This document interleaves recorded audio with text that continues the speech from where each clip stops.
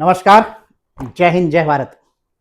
MPSI बहुत तनाव दे रही है ना वैकेंसी का पता है कब आएगी। कोई सुबुगाट भी डिपार्टमेंट से नहीं है, ना ईएसबी से है, ना सरकार की तरफ से है। तो ऐसे में बच्चे करे तो क्या करे। और मैं हमेशा बोलता हूँ कि भैया इस धरती पे जो छात्र जीवन है उनका कोई माई बाप नहीं है भैया, भगवान भरोसे आप लोग चल रहे हो, है ना। फिर भी मैं आपसे पहला एक क्वेश्चन मैं खुद करूंगा आपसे कि सबको ये तो पता है ना कि वैकेंसी आएगी ही आएगी, चाहे अब आए, चाहे 2 महीने बाद आए, चाहे 4 महीने बाद आए, है ना। उसमें कोई डाउट है? मेरा मानना है कि ना मुझे डाउट है ना आप लोगों को डाउट है। हो सकता है कि आपको ये लगे कि सर तो भैया इन्होंने कोर्स चालू कर रखा है इसलिए बोल रहे हो। तो फिर भी मैं कहूंगा बेटा, अगर इस तरह के क्वेश्चनिंग में लगे रहेंगे तो शायद तैयारी से भटक जाएंगे, है ना। तो ये तो तय है कि वैकेंसी आएगी ही आएगी, ठीक है। अब बात करते हैं कुछ विशेष क्वेश्चन जो आपकी मात्र तैयारी से संबंधित है।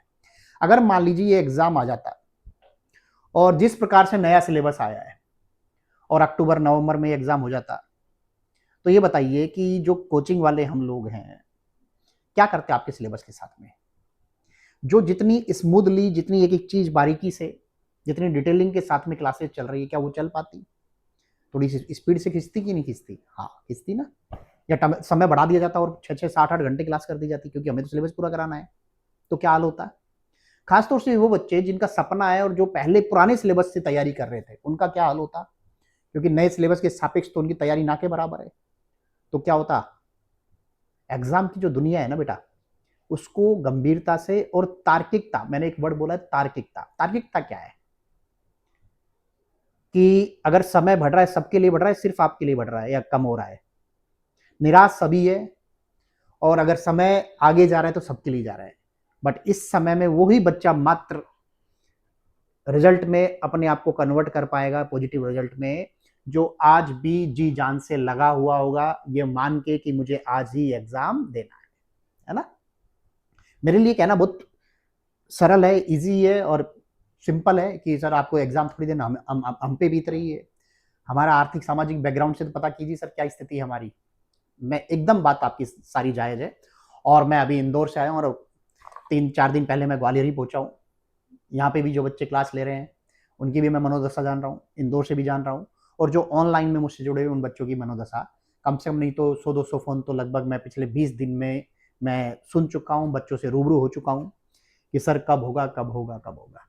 तो बस मैं उन्हें बैठ करके एक अच्छी, आदर्श नहीं बोलूंगा, एक अच्छी तार्किक, जरूरी और आपके जीवन से जुड़ी हुई सलाह दूंगा जो अभी मैं देने जा रहा हूँ। देखो बेटा, कि जब समय बढ़ता है उसका सदुपयोग करने वाला, जैसे मैंने अभी बोला, वही पास होगा। मैंने ये भी बोला कि अगर अभी अक्टूबर में, सितंबर में या नवंबर में ही पेपर हो जाता तो क्या हाल होता? हम खींचते सिलेबस को, जल्दी कर पढ़ाते ना, यही होता भैया, है ना। आपके लिए बिल्कुल नया सिलेबस था। खासतौर से क्या क्या कभी आपने नागरिक शास्त्र जीवन में सुना था? पहले नहीं सुना होगा। क्या इतनी गंभीरता से भाई आपने अंग्रेजी पढ़ी? 10-10 क्वेश्चन आने हैं लगभग हर यूनिट से। विज्ञान को इतनी गंभीरता से कभी देखा है आपने? नहीं देखा ना। तो जो विषय है भूगोल को कभी गंभीरता से, जो है ना, लूसेंट टाइप सा पढ़ के आपने अभी तक एग्जाम देने की परंपरा में रहे हैं। और अब जब इसमें एमपीपीएससी वाले छात्र और यूपीएससी वाले छात्र, ये दो सबसे बड़े कंपटीटर होंगे जो आपके इस एग्जाम में अपनी भूमिका नहीं दर्ज करेंगे, वो अपने रिजल्ट को तय करवा रहे होंगे। अब ये सोचिए कि उनके सापेक्ष आपकी क्या तैयारी है। देखो, प्रतियोगी परीक्षा में जो रिजल्ट होता है वो सापेक्षिक रूप से निर्धारित होता है बेटा। ये कभी तय नहीं होता कि आपकी अकेले की मात्र क्षमता क्या है कि आप इस युद्ध को जीत लो, नहीं पॉसिबल बेटा।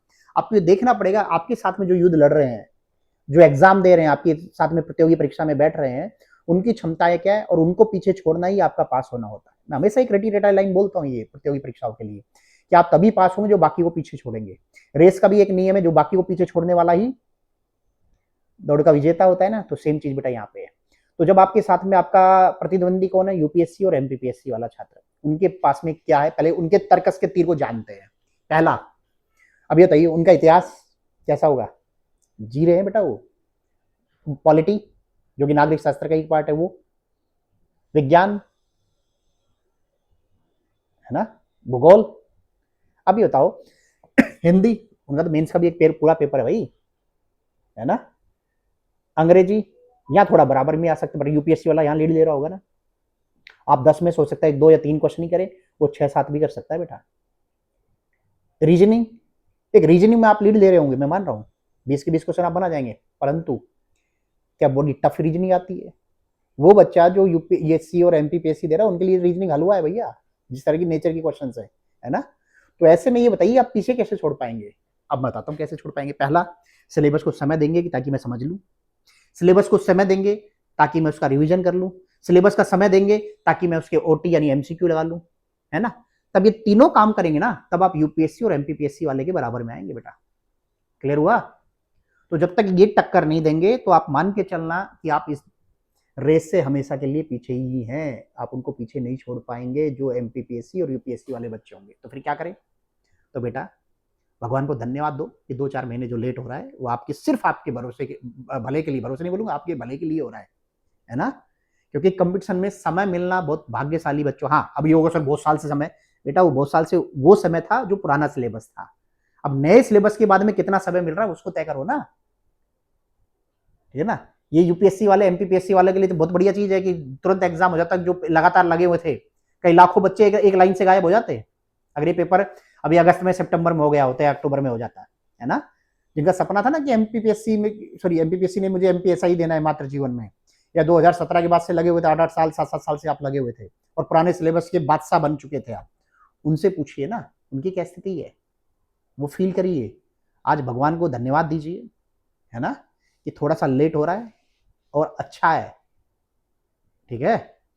तो दम से लगे रहना है बेटा, ये ध्यान रखना। जो नियमितता से अपने सिलेबस के साथ में न्याय कर रहा होगा, नियमितता से उसको समझ रहा होगा, नियमितता से उसके एमसीक्यू लगा रहा होगा, नियमितता से उसके कुछ फंडे बना करके, है ना, ऑब्जेक्टिव लगा करके चेक कर रहा होगा कि मेरी कमी कहाँ है, और एक लाइन में जो ये फील करके डेली सो रहा है कि मैं पास हो जाऊंगा अगर आज मेरा पढ़ा हुआ है, जो मैंने टॉपिक पढ़ा है, चाहे मैंने 10 पेज पढ़े हैं, उस 10 पेज से जितने भी क्वेश्चन बन सकते हैं अगर वो मैं आज बना करके सो रहा हूं, तो मान के चलना आपने तय कर लिया कि आप पास होने वाले हैं, है ना।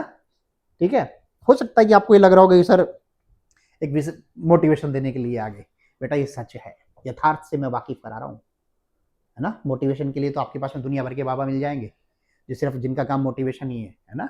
पर मैं मोटिवेशन नहीं, मैं आपको उस सच्चाई से वाकिफ करा रहा हूँ जिसके लिए बच्चे परेशान हो रहे हैं, और सिर्फ उन बच्चों के लिए जो ये चाह रहे हैं कि सर मैं परेशान हूँ क्या करूँ। हाँ बहुत सारे तो ऐसे बच्चे हैं, मेरा मुझे लगता है कि इंदौर में ग्वालियर में जो ऑफलाइन में बच्चे आ रहे हैं उनमें ज्यादातर तो वो बच्चे जो पहले से पुलिस से आरक्षक के पद पे कार्यरत है ना। आप लोग बेटा समय चुरा के पढ़ रहे हो, ध्यान रखना। इसमें जो बच्चे सामान्य नौकरियां भी कर रहे हैं और उनका सपना था एमपीएसआई में आना, है ना, वो बच्चे क्या कर रहे हैं, समय चुरा करके पढ़ रहे हैं, छुट्टी नहीं मिल रही है, रात को मिल रही है, कोई बटालियन वाले एसएफ वाले आ रहे हैं बेचारे, वो लगे पड़े हैं जी जान से, है ना। ये बताइए आपके लिए समय बढ़ना वरदान है या नहीं है ना। आप कितने घंटे पढ़ पा रहे हो समय चुरा करके? 2-4-5 घंटे, है ना। क्लास कभी सुबह सुन रहे हो, कभी नहीं सुन रहे हो, है ना। कई के बच्चों की ये स्थिति है कि महीने महीने भर क्लास पीछे चल रहे हैं, वो भी कुछ बच्चों ने अभी ज्वाइन किया होगा, सोच के देखिए। अगर ऐसे में मुझे 3-4 महीने और मिल जाए तो ये आपके लिए अच्छी बात है कि बुरी बात है? अच्छी बात है बेटा, जी जान से लगे। हाँ ये तो तय है, महाकुंभ आने वाला है, पुलिस बल की बहुत ज़्यादा आवश्यकताएं हैं, है ना। पीएचक्यू पूरा लगा हुआ है, पुलिस डिपार्टमेंट पीछे पड़ा हुआ है सरकार के, है ना।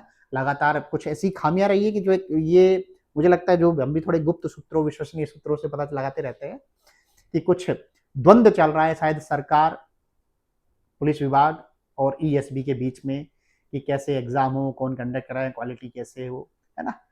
ठीक है। बीच में सुनने भी आ रहा था कि भाई जो अभी तक एसआई की भर्ती में कुछ समस्याएं रही है कि विवेचना हमारी अच्छे से नहीं कर पा रहे हैं, तो पैटर्न थोड़ा बढ़ाइए। अभी एक सिंगल लाइनर ऑब्जेक्टिविटी वाला था, सिलेबस से पता भी चल गया होगा, यूपीएससी वाला सिलेबस आपको मिला है ना।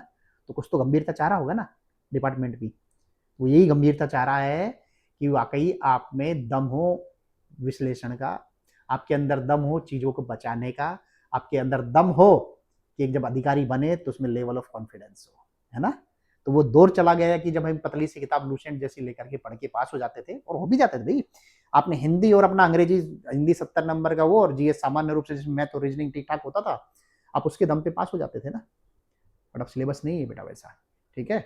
और मैं ये बोल रहा हूँ बेटा प्री वाकई में टफ है, लाखों बच्चे, मुझे लगता है 10 से 15 लाख के बीच में बच्चे एग्जाम देंगे इसका। जब इतने बच्चे एग्जाम देंगे ना, तो ऐसे में क्या होगा फिर, कंपटीशन, और इसमें से जितनी सीट आएगी ना उससे ज्यादा एमपीपीएससी वाले और यूपीएससी वाले बच्चे होंगे, उनको पीछे छोड़ना है। ये ध्यान, मैं बार बार एक लाइन बोल रहा हूँ बेटा, बाकी को पीछे छोड़ने वाला ही पास होगा, ठीक है। तब तो समझ गए होंगे आप लोग जो मैं कहना चाह रहा हूँ। तो बेटा मेरे बच्चों, जी जान से, नियमितता से, ईमानदारी से लगे रहिए, अन्यथा समय लौट के नहीं आएगा। ठीक है, चलिए। और निर्माण जो रक्षाबंधन के ऊपर कुछ 8 से 10 तारीख के बीच में कोई स्कीम भी चला रखी है। जो बच्चे लगातार जुड़ना चाह रहे हैं तो ऑनलाइन के माध्यम से, किताबें जो थोड़ी सी लेट चल रही है अच्छा बनने के लिए, अच्छा है इसीलिए थोड़ा सा लेट हो रहा है। अभी साइंस की किताब भी आने वाली, मुझे लगता है 2-4-5 दिन में, रक्षाबंधन के बाद में आपके घर पे पहुंच भी जाएगी। जैसे आएगी डिलीवर हो जाएगी, जो ऑनलाइन से पहले से जुड़े हुए बच्चे हैं। और जो बच्चे अभी तक ये इंतजार कर रहे हैं कि वैकेंसी आएगी तो मैं ज्वाइन करूंगा, तो बेटा आप दौड़ में नहीं है, ये तय बात है। तो चुपचाप, अगर आपका भविष्य है, आपको लगता है तार्किकता के साथ आपको जीवन जीना है, तो चुपचाप कहीं ना कहीं, जरूरी नहीं है निर्माणी आप ज्वाइन करें, कहीं पे भी ज्वाइन करना हो कर लो बेटा, लेट नहीं तो ना अपछताए होत का, जब चिड़िया चुग गई खेत, तो वो स्थिति हो जाएगी आपकी। ठीक है, चलिए, लगे रहिए। धन्यवाद। जय हिंद, जय भारत।